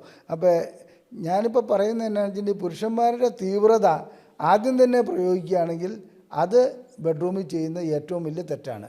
അപ്പോൾ തീവ്രതയിലേക്ക് എത്തണം എന്നുണ്ടെങ്കിൽ വളരെ സാവധാനം പോകണം, എന്നിട്ടേ തീവ്രതയിലേക്ക് വരാവുള്ളൂ. ഡോക്ടറെ, എപ്പോഴാണ് ഒരു പുരുഷൻ നല്ലൊരു ഭർത്താവാകുന്നത്? അതൊരു നല്ല ചോദ്യമാണ്. ഒരു പുരുഷൻ എപ്പോഴാണ് നല്ല ഭർത്താവാകുന്നതെന്ന് വെച്ചാൽ അത് വെറും ലൈംഗികമായിട്ടുള്ള കാര്യങ്ങളിൽ മാത്രമല്ല. ഒരു സ്ത്രീക്ക് അല്ലെങ്കിൽ തൻ്റെ കുടുംബത്തിന് വേണ്ട കാര്യങ്ങളെല്ലാം അദ്ദേഹത്തിൻ്റെ കഴിവിനനുസരിച്ച് ചെയ്തു കൊടുക്കാൻ കഴിയുന്ന, അതിനുവേണ്ടി പരിശ്രമിക്കുന്ന ഒരു ഭർത്താവാണ് അല്ലെങ്കിൽ ഒരു പുരുഷനാണ് നല്ല ഭർത്താവ്. അപ്പോൾ അതിനകത്ത് ലൈംഗികത എൻ്റെ അഭിപ്രായത്തിൽ ഒരു 20 അല്ലെങ്കിൽ 25% വരുള്ളൂ. ബാക്കി കാര്യങ്ങൾ എന്നാന്ന് വെച്ചിട്ടുണ്ടെങ്കിൽ ഇപ്പം വരുമാനം, അദ്ദേഹത്തിന് വരുമാനം കുറവായിരിക്കാം, അതിനനുസരിച്ച് മാത്രം ചെലവ് ചെയ്യാനുള്ളൊരു രീതി അദ്ദേഹത്തിനുണ്ടെങ്കിൽ അദ്ദേഹം വിജയിക്കുന്ന ഒരവസ്ഥയിലേക്ക് വരാം. 1000 രൂപ വരുമാനമുണ്ട്, 1500 രൂപ ചിലവാക്കാൻ നിന്ന സംഖ്യ നടക്കില്ല. ആ സമയത്ത് 10000 രൂപ വരുമാനമുണ്ട്, അവന് 8000 രൂപ ചിലവാക്കുന്നുണ്ടെങ്കിൽ അത് നല്ലതാണ്. 1000 രൂപ വരുമാനമുള്ളവന് 700 രൂപ ചിലവാക്കിയും ഒരു 300 രൂപ മിച്ചം പിടിച്ചൊക്കെ പോവുകയാണെങ്കിൽ നല്ല ഭർത്താവാണ്. ഇനി അതുകൂടാതെ ഈ ഭാര്യ എന്നത് ജോലിക്കാരിയോ അല്ലാത്തതോ ആകാം. അപ്പോൾ അവരുടെ ആവശ്യങ്ങൾ എന്താണ്, അതിലെത്രത്തോളം നമുക്ക് പരിഹരിക്കാൻ കഴിയും, പരിഹരിക്കാൻ കഴിയാത്തത് നമുക്ക് ഏത് രീതിയിൽ വീണ്ടും പരിഹരിക്കാം എന്നുള്ളത് പറഞ്ഞ് മനസ്സിലാക്കി കൊടുക്കുക. ഇന്ന് തന്നെ കരിമണിമാല വാങ്ങണമെന്ന് ഭാര്യ പറയുകയാണെങ്കിൽ അതിന് വേണ്ടിയിട്ട് കിടന്നുകൊണ്ട് കടം വാങ്ങി കരിമണിമാല വാങ്ങി കൊടുക്കുന്ന ഭർത്താവ് സത്യം പറഞ്ഞാൽ നല്ല ഭർത്താവല്ല, ചീത്ത ഭർത്താവാണ്. കാരണം കുടുംബം കൊളന്നുകൊണ്ടാണ് അത് ചെയ്യുന്നത്. അതിനാവശ്യപ്പെടുന്ന ഭാര്യ അല്ല, ഭാര്യ തീർച്ചയായിട്ടും ഭാര്യയെ സംബന്ധിച്ചിടത്തോളം ഒന്നും അറിയില്ലോ. അവർ ഇതിനകത്ത് ഭർത്താവിൻ്റെ വരുമാനത്തെക്കാൾ കൂടുതൽ ചിലവാക്കാനുള്ള ഒരു യന്ത്രമായിട്ട് ഭാര്യ മാറിക്കഴിഞ്ഞാൽ പിന്നെ സംശയമില്ല കുടുംബം കൊളന്നുകൊണ്ടുന്നുള്ളത്. അപ്പോൾ ഇത് പരസ്പരം നല്ല ഭർത്താവ് ആരാണെന്ന് ചോദിച്ചുകൊണ്ട് ഞാൻ പറയുകയാണ്, ഭാര്യയുടെ എല്ലാ ആവശ്യങ്ങളും നിറവേറ്റി കൊടുക്കുന്നയാളല്ല നല്ല ഭർത്താവ്. ആവശ്യങ്ങൾ നിറവേറ്റി കൊടുക്കുന്നതോടൊപ്പം തന്നെ ഏത് ആവശ്യമാണോ നമുക്ക് നിറവേറ്റാൻ കഴിയാത്തത്, നമ്മുടെ ബഡ്ജറ്റ് എന്താണ്, അങ്ങനെയുള്ള കാര്യങ്ങൾ ഭാര്യയെ അറിയിച്ച് മനസ്സിലാക്കുന്ന വ്യക്തിയാണ് നല്ല ഭർത്താവ്. അതുകൂടാതെ ലൈംഗികമായിട്ടുള്ള കാര്യങ്ങളിൽ ഭാര്യയ്ക്ക് ലൈംഗികത ആവശ്യമുള്ളപ്പോൾ ലൈംഗികത നൽകാൻ തയ്യാറാവുന്നവനായിരിക്കണം ഭർത്താവ്. അതേസമയത്ത് ഇദ്ദേഹത്തിൻ്റെ മറ്റു കാര്യങ്ങളെല്ലാം നൽകിയിട്ട് അല്പം ക്ലബിലും ബാറിലും പോയിരുന്നിട്ട് രാത്രി 12 മണിക്ക് വരുന്ന ഒരു വ്യക്തി ഒരിക്കലും നല്ല ഭർത്താവല്ല. ശരിക്കും കുടുംബജീവിതത്തിന് പ്രാധാന്യം നൽകുക, ഭാര്യയുടെ കുട്ടികളുടെ കാര്യങ്ങൾ നോക്കുക, അതോടൊപ്പം തന്നെ ഭാര്യയുടെ ലൈംഗികതയ്ക്കും പ്രാധാന്യം നൽകുന്നതും ലൈംഗികത അവൾക്കും കൂടി അവകാശപ്പെട്ടതാണെന്ന് മനസ്സിലാക്കുന്നതുമായിട്ടുള്ള ഭർത്താക്കന്മാരാണ് നല്ല ഭർത്താക്കന്മാർ. ചില പുരുഷന്മാരെ എനിക്കറിയാം, അവരെ സംബന്ധിച്ചുള്ള അവർക്ക് ഭാര്യയായിട്ട് ലൈംഗികമായിട്ട് ബന്ധപ്പെടുന്നത് ഒരു അധ്വാനമുള്ള ഇതാണെന്ന് കരുതി അവർ സ്വയംഭോഗം ചെയ്ത് സംതൃപ്തി അടയുന്ന ചില ഭർത്താക്കന്മാരുണ്ട്. ഇത് ശരിക്കും പറഞ്ഞ ഒരു ക്രൂരത തന്നെയാണ്. അതിൻ്റെ അർത്ഥം എന്താണെന്ന് വെച്ചിട്ടുണ്ടെങ്കിൽ അവർ വിവാഹം കഴിച്ചത് തന്നെ രണ്ടു കൂട്ടർക്കും പരസ്പരം തൃപ്തി കിട്ടാൻ വേണ്ടിയിട്ടാണ്. ഇത് ഒരാൾക്ക് മാത്രം തൃപ്തി കിട്ടുന്നതും അങ്ങനെയുള്ള ഒരു അവസ്ഥയിലേക്ക് പോകുന്ന ഇതുണ്ട്. പിന്നെ ഇത് കൂടാതെ തന്നെ ബൈസെക്ഷൽ ആയിട്ടുള്ള ചില പുരുഷന്മാരുണ്ട്. അവർക്ക് ഭാര്യ ഉണ്ടാവും, പക്ഷേ അവർ മറ്റു പുരുഷന്മാരുമായിട്ടും ലൈംഗിക ബന്ധത്തിൽ ഏർപ്പെടും. അതിന് കൂടുതൽ പ്രാധാന്യം നൽകുന്നതായിട്ടും കാണുന്നുണ്ട്. ഇത്തരം കൂട്ടരൊന്നും നമുക്ക് നല്ല ഭർത്താവെന്ന് പറയാൻ പറ്റില്ല. അത്രേ ഉള്ളൂ അതിൻ്റെ ഉത്തരം. ഡോക്ടർ, നമ്മളിപ്പോൾ സംസാരിച്ചു എപ്പോഴാണ് ഒരാൾ നല്ല ഭർത്താവാകുന്നത്, അതുപോലെ ഒരു സ്ത്രീ എപ്പോഴാണ് നല്ലൊരു ഭാര്യയാകുന്നത്? സാധാരണ ഇത് സ്ത്രീകളെ സംബന്ധിച്ചിടത്തോളം ജോലിക്കൊന്നും പോകാത്ത സ്ത്രീകളാണെങ്കിൽ അവരുടെ ലോകം അവരുടെ വീടും അവരുടെ ഭർത്താവും കുട്ടികളും മാത്രമായിരിക്കും. അല്ലാണ്ട് സാമൂഹികമായിട്ടുള്ള കാര്യങ്ങളിൽ അറിവ് അവർക്ക് കുറവായിരിക്കും. ജോലിക്ക് പോകുന്നവർക്ക് അങ്ങനെയല്ല, അറിവുണ്ടാവും. വിദ്യാഭ്യാസം കൊണ്ട് മാത്രം അറിവുണ്ടായിക്കൊള്ളുന്നില്ല. അപ്പോൾ ചില PhDയും ഇതുമൊക്കെ ആണെന്നൊന്നും പറഞ്ഞിട്ടൊന്നും കാര്യമില്ല. അപ്പോൾ നല്ല ഭർത്താവിനെ പോലെ തന്നെ നല്ല ഭാര്യ എന്ന് പറയുമ്പോൾ ഭർത്താവ് ആണ് വരുമാനം ഉണ്ടാക്കുന്ന വ്യക്തിയെങ്കിൽ ആ വരുമാനത്തിനനുസരിച്ച് ചിലവ് ചെയ്യുക, അത് കൂടുതലുള്ള ബഡ്ജറ്റിലേക്ക് കൊണ്ടുവരാതിരിക്കുക. അങ്ങനെയുള്ളതാണ് സാമ്പത്തികമായ കാര്യങ്ങളിൽ നല്ല ഭർത്താവെന്ന് പറയാം, അല്ല നല്ല ഭാര്യ എന്ന് പറയാൻ പറ്റുക. അതുപോലെ തന്നെ ഇതിനകത്ത് കുട്ടികളുടെ കാര്യങ്ങൾ ഇതൊക്കെ നമുക്ക് എല്ലാവർക്കും അറിയാവുന്ന നല്ല ഭാര്യ എന്താണ് ചെയ്യേണ്ടതെന്നുള്ളത്.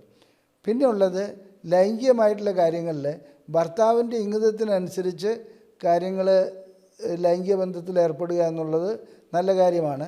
അതേസമയത്ത് ഇവിടെ വേറൊരു പ്രശ്നമുണ്ട്. ഒരു സ്ത്രീയെ സംബന്ധിച്ചിടത്തോളം അവർക്ക് ആർത്തവ പ്രശ്നങ്ങളുണ്ട്, അതുപോലെ മറ്റ് കാര്യങ്ങളുണ്ട്. അങ്ങനെയൊക്കെ ഉള്ളപ്പോൾ ലൈംഗികമായിട്ട് ബന്ധപ്പെടാൻ കഴിയില്ല. ചില സ്ത്രീകളെ സംബന്ധിച്ചിടത്തോളം ലൈംഗികമായിട്ട് ബന്ധപ്പെടുന്നതിൽ അവർ ചില ലിമിറ്റുകൾ വയ്ക്കും. അതൊരു നല്ല സ്ത്രീയുടെ ലക്ഷണമല്ല. അത് ആഴ്ചയിൽ 1 തവണ മതി, അല്ലെങ്കിൽ ആഴ്ചയിൽ 2 തവണ മതി. അങ്ങനെയൊക്കെ ലൈംഗികമായിട്ട് ബന്ധപ്പെടുന്നതിന് ലിമിറ്റ് വയ്ക്കുന്ന സ്ത്രീകൾ നല്ലതല്ല. ഇതേപോലെ തന്നെ ചില സ്ത്രീകളെ സംബന്ധിച്ചിടത്തോളം ഹൈപ്പർ സെക്ഷുവാലിറ്റി, നിംബോമാനിക് ആകാറുണ്ട്. അത്തരം സ്ത്രീകൾ ഒരു പുരുഷനെ കൊണ്ട് 2-3 തവണ ലൈംഗികമായി ബന്ധപ്പെടാൻ നിർബന്ധിക്കുക. അതൊരു നല്ല ഭാര്യയുടെ ലക്ഷണമല്ല. അങ്ങനെ ഒരു പുരുഷൻ തളർന്നു പോകുന്നുള്ളത് മാത്രമല്ല, അദ്ദേഹത്തിന് ലൈംഗികമായിട്ടുള്ള അനുഭൂതി ലഭിക്കാത്ത അവസ്ഥയിലേക്കും പോകും. അപ്പോൾ എവിടെയാണെന്ന് വെച്ചിട്ടുണ്ടെങ്കിൽ അത് അതിൻ്റേതായ ലിമിറ്റിൽ തന്നെ കാര്യങ്ങൾ കൈകാര്യം ചെയ്യാൻ 2 കൂട്ടർക്കും കഴിയണം. ഇനി നിംബോമാനിയ പോലെയുള്ള അമിത ലൈംഗിക ആസക്തിയുള്ള സ്ത്രീകളെ സംബന്ധിച്ചിടത്തോളം അവർ ചികിത്സയ്ക്ക് വിധേയമാകണം. അങ്ങനെ ചികിത്സയ്ക്ക് വിധേയമാകുന്നില്ലെങ്കിൽ ആ കുടുംബത്തൊരിക്കലും സ്വസ്ഥതയും സ്വൈര്യവും ഉണ്ടാവില്ല. അത് പ്രശ്നം എന്താണെന്ന് വെച്ചിട്ടുണ്ടെങ്കിൽ ചില ഹോർമോൺ വ്യതിയാനങ്ങളാവാം, ന്യൂറോണൽ പ്രശ്നങ്ങളാകാം. ഇത്തരം സ്ത്രീകളൊന്നും അത് അവരുടെ കുറ്റം കൊണ്ടല്ല അവർ നിംബോമാനിക്കാവുന്നത്. അങ്ങനെയുള്ള നിംബോമാനിയ എന്ന് പറയുന്ന ടേം തന്നെ തെറ്റാണ്. അത് മറ്റൊരർത്ഥത്തിൽ പറഞ്ഞാൽ അമിതമായിട്ടുള്ള ലൈംഗികാസക്തി പല രൂപത്തിലും വരാറുണ്ട്. അതാണ് അവിടെ ശ്രദ്ധിക്കേണ്ട കാര്യം. പിന്നെ സ്ത്രീകളെ സംബന്ധിച്ചിടത്തോളം എപ്പോഴും ഞാൻ നേരത്തെ പറഞ്ഞു അവരവരുടേതായ ഒരു ലോകത്ത് മാത്രമായിരിക്കുമെന്ന്. അപ്പോൾ എൻ്റെ അഭിപ്രായത്തിൽ മറ്റൊരു കുടുംബവുമായിട്ട് കമ്പയർ ചെയ്യാതെ പോവുക, അതാണ് ആദ്യം ചെയ്യേണ്ടത്. അവിടെ കാറുണ്ടെങ്കിൽ ഇവിടെയും കാറ് വേണം, അവിടെ ടെറസിട്ട വീടുണ്ടെങ്കിൽ ഇവിടെയും ടെറസിട്ട വീട് വേണം, അവിടെ 1.5 ടണ്ണിൻ്റെ AC വാങ്ങിയാൽ അത് തന്നെ ഇവിടെയും വാങ്ങണം. ആ രീതിയിലുള്ള ചിന്താഗതികൾ സ്ത്രീകൾക്ക് സ്റ്റാറ്റസ് മെയിൻറ്റെയിൻ ചെയ്യാൻ വേണ്ടി വരാറുണ്ട്. വാസ്തവത്തിൽ അതിലൊന്നും ഒരു അർത്ഥമില്ല. നമ്മൾ നമ്മുടെ ബഡ്ജറ്റിനനുസരിച്ച് പോവുകയാണെങ്കിൽ അതിന് നല്ലൊരു സിനിമ തന്നെ ഉണ്ട്. അത് തലയണ മന്ത്രം. തലയണ മന്ത്രത്തിലെ ഉർവശിയുടെ റോളിൽ സ്ത്രീകളാകരുതെന്നുള്ളതാണ് എൻ്റെ ഒരു അഭിപ്രായം. ഡോക്ടറെ, എപ്പോഴാണ് ഒരു കുടുംബം സന്തോഷകരമാകുന്നത്? വാസ്തവത്തിൽ നമ്മുടെ ജീവിതത്തിൽ നമുക്ക് ഒരു 3 കാലിൽ നിൽക്കുന്ന ഒരു അവസ്ഥയിൽ ചിന്തിക്കുക. 3 കാലുള്ളൊരു സ്റ്റൂള്. സന്തോഷം വേണം, സമാധാനം വേണം, സമ്പത്ത് വേണം. അപ്പോൾ ഈ 3 ഉണ്ടെങ്കിലേ കാര്യം നടക്കുള്ളൂ. സമ്പത്ത് മാത്രം ഉണ്ടായതുകൊണ്ട് സന്തോഷം ഉണ്ടാവണമെന്നില്ല, സമാധാനം ഉണ്ടാവണമെന്നില്ല. അപ്പോൾ ഇത് 3 ഉണ്ടെങ്കിൽ മാത്രമേ അതിൻ്റെ ഒരു തുലനം ഇതിലേക്ക്. കുടുംബജീവിതത്തിലും അതുപോലെ തന്നെയാണ്. എങ്ങനെയാണെന്ന് വെച്ചിട്ടുണ്ടെങ്കിൽ കുടുംബജീവിതത്തിൽ നമുക്ക് ആവശ്യത്തിന് സമ്പത്തുണ്ട്, അത് വേണ്ട രീതിയിൽ സമ്പത്ത് കുറഞ്ഞാലും ഇപ്പോൾ ദരിദ്രരായാലും ശരി കുഴപ്പമൊന്നുമില്ല. അത് അവരുടെ വരുമാനത്തിനനുസരിച്ച് ജീവിക്കാനുള്ള കഴിവ് ആ ദമ്പതികൾക്കുണ്ടെങ്കിൽ അത് സന്തോഷമുള്ള കുടുംബമായിരിക്കും. പിന്നെ അതോടൊപ്പം തന്നെ ഇവരെ സംബന്ധിച്ചിടത്തോളം ഭാവിയിലേക്കുള്ള പ്ലാനിങ് ഉണ്ടാവണം. ഭാവിയിലേക്കുള്ള പ്ലാനിങ് എന്ന് പറഞ്ഞിട്ടുണ്ടെങ്കിൽ ഒരു നിശ്ചിത തുക മിച്ചം വയ്ക്കാനുള്ള ഒരു കഴിവുണ്ടെങ്കിൽ അത് ഭാവിയിലേക്കുള്ള പ്ലാനുകൾ തയ്യാറാക്കി കൊണ്ടുവരാൻ പറ്റും. ബഡ്ജറ്റ് വേണ്ട രീതിയിൽ ചെയ്യുന്നതോടൊപ്പം തന്നെ ലൈംഗികമായിട്ടുള്ള ഒരു ഓഡിറ്റിങ് വേണമെന്നുള്ള അഭിപ്രായക്കാരനാണ്. എന്താണ് ഈ ലൈംഗികമായിട്ടുള്ള ഓഡിറ്റിംഗ് എന്ന് പറഞ്ഞിട്ടുണ്ടെങ്കിൽ നമ്മൾ എന്തിനാണ് ജീവിക്കുന്നതെന്ന് ചോദിച്ചിട്ടുണ്ടെങ്കിൽ ആഹാരം കഴിക്കാനല്ല, ലൈംഗിക ബന്ധത്തിൽ ഏർപ്പെടാനാണ്. അപ്പോൾ ഇത് പറയുമ്പോൾ ആഹാരം കഴിക്കാനല്ലേ നമ്മൾ ജീവിക്കുന്നതെന്ന് ചോദിച്ചാൽ ആഹാരം നമ്മൾ കഴിക്കുന്നത് പോലും ലൈംഗിക ജീവിതത്തിന് വേണ്ടിയിട്ടാണ്. എന്ന് പറഞ്ഞാൽ ഒരു കമ്പ്യൂട്ടർ കുറേ നേരം ഇരുന്ന് വർക്ക് ചെയ്ത് കഴിഞ്ഞാൽ അത് റിഫ്രഷ് ചെയ്യണം, അല്ലെങ്കിൽ ഷട്ട് ഡൗൺ ചെയ്യണം, എന്നാലേ അതിന് പെർഫോമൻസ് ഉണ്ടാവുള്ളൂ. എന്ന് പറഞ്ഞാൽ ലൈംഗികത ഉണ്ടായാൽ മാത്രമേ നമുക്ക് മുന്നോട്ട് പോകാൻ കഴിയുള്ളൂ. അപ്പോൾ ആ ലൈംഗികത വേണ്ട രീതിയിൽ നിശ്ചിത ഇൻ്റർവെല്ലിന്, നിശ്ചിത ഇടവേളയ്ക്കുള്ളിൽ ലൈംഗികമായിട്ട് ബന്ധപ്പെട്ട് പോകുന്ന ഒരു കുടുംബമാണ് സന്തോഷകരമായിട്ടുള്ള കുടുംബം. ബാക്കി ലൈംഗികത ഇല്ലാതെ വെറും സമ്പത്ത് മാത്രമായിട്ട് പോകുന്നു, അങ്ങനെയുള്ള കാര്യങ്ങളൊക്കെ പോകുന്നത് അത്ര നല്ലൊരു കുടുംബജീവിതമല്ല. അതിൻ്റെ ഒരു ഉദാഹരണമാണ് ഈ ഗൾഫിലെ ജീവിതം. ഭർത്താവ് ഗൾഫിലും ഭാര്യ എവിടെ ആകുമ്പോൾ രണ്ട് കൂട്ടർക്കും വിമ്മിഷ്ടങ്ങളല്ലാതെ വേറൊന്നും ഉണ്ടാവില്ല. ആ രീതിയിലുള്ള നമ്മുടെ വരുമാന മാർഗം നമ്മൾ നോക്കുന്നുണ്ട്, സമ്പത്ത് നമുക്ക് ഉണ്ടാവുന്നുണ്ട്. സമ്പത്ത് മാത്രം പോരല്ലോ. അപ്പോൾ രണ്ട് കൂട്ടരും ഒരുമിച്ച്, കുറഞ്ഞ വരുമാനമാണെങ്കിലും രണ്ട് കൂട്ടരും ഒരുമിച്ച് ജീവിക്കാൻ കഴിയുന്ന ജീവിതമാണ് എപ്പോഴും നല്ലത്. അത് ജോലിപരമായിട്ട് ഒരാൾ അവിടെ ഒരാൾ ഇവിടെയും ഇതൊക്കെ ബുദ്ധിമുട്ടുണ്ടാക്കുന്ന കാര്യങ്ങളാണ്. എന്നാൽ എല്ലാം വേണം. അപ്പോൾ സമ്പത്തുണ്ടാക്കാൻ ആ മാർഗം സ്വീകരിക്കുന്നു, അതുപോലെ സന്തോഷം ഉണ്ടാക്കാൻ ഈ മാർഗം സ്വീകരിക്കുന്നു. കണ്ടിന്യൂസ് ആയിട്ട് ദമ്പതികൾ വേർപെട്ട് ജീവിച്ചിട്ട് ഇതിലെന്ത് പറ്റുമെന്ന് വെച്ചിട്ടുണ്ടെങ്കിൽ ആയുഷ്കാലം മൊത്തം വേർപെട്ട് ജീവിച്ചിട്ട് പിന്നെ അവസാന കാലത്ത് വരുമ്പോൾ ലൈംഗിക ശേഷി ഉണ്ടാവില്ല, ലൈംഗിക താല്പര്യം ഉണ്ടാവില്ല. അതുകൊണ്ടൊരു കാര്യമില്ലല്ലോ. നല്ല പ്രായത്തിൽ നല്ല രീതിയിൽ ലൈംഗിക ബന്ധത്തിൽ ഏർപ്പെട്ട് സന്തോഷത്തോടെ ജീവിക്കുന്ന കുടുംബമാണ് നല്ലത്. അതാണ് എനിക്ക് പറയാനുള്ളത്. ഇന്ന് അജയൻ ഡോക്ടറായിട്ട് നമ്മൾ ഒരുപാട് കാര്യങ്ങൾ ചർച്ച ചെയ്തു. സ്ത്രീയും പുരുഷനും എത്രത്തോളം എഫേർട്ട് എടുത്താലാണ് ഒരു ലൈംഗിക ബന്ധത്തിൽ സാറ്റിസ്ഫൈഡ് ആകുക, എന്തൊക്കെ കാര്യങ്ങൾ ശ്രദ്ധിക്കണം ഒരു കുടുംബജീവിതം നല്ലപോലെ മുന്നോട്ട് കൊണ്ടുപോകാൻ, അങ്ങനെയുള്ള എല്ലാ കാര്യങ്ങളും ഡോക്ടർ നല്ല ഡീറ്റെയിൽ ആയിട്ട് തന്നെ പറഞ്ഞു തന്നു. ഈ പറഞ്ഞ കാര്യങ്ങളിൽ എന്തെങ്കിലും സംശയങ്ങളുണ്ടെങ്കിൽ അല്ലെങ്കിൽ ഡോക്ടറെ കൺസൾട്ടേഷൻ ആവശ്യമാണെങ്കിൽ നിങ്ങൾക്ക് താഴെയുള്ള നമ്പറിൽ ബന്ധപ്പെടാവുന്നതാണ്. മറ്റൊരു ടോപ്പിക്കുമായി വീണ്ടും കാണാം. താങ്ക്